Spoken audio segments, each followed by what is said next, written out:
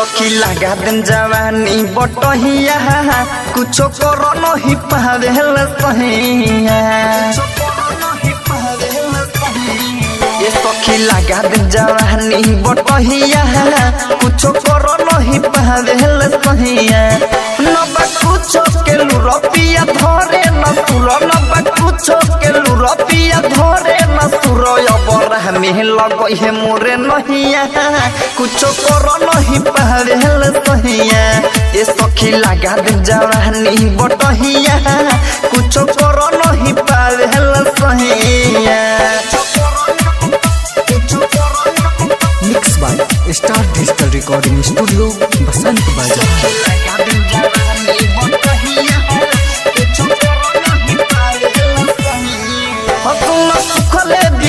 मोरा रहतनु हो प्यार पहले कबो न शुरुआतनु हो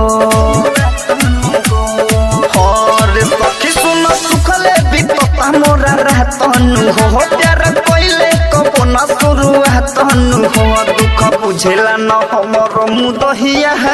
कुछ कर नहीं पावेल सहिया ये सखी लगा दिन जवानी बटहिया कुछ कर नहीं पावेल सहिया। Mix by star digital recording studio Basant Bazar. सखी लगा दिन जवानी बटहिया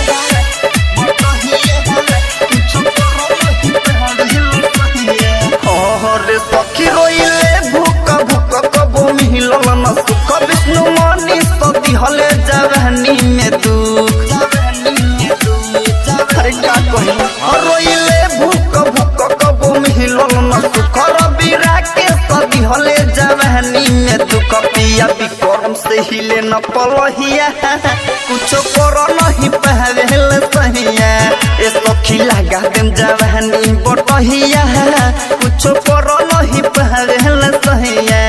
नबा कुछो के लुरपिया धरे न सुर नबा कुछो के लुरपिया धरे न सुर अबर में लगई है मोरे नहिया कुछो कर नहीं पावेल सहिया सखी लगा दिन जवानी बटहिया कुछो कर नहीं पावेल सहिया। Star digital recording studio Basant बाजार।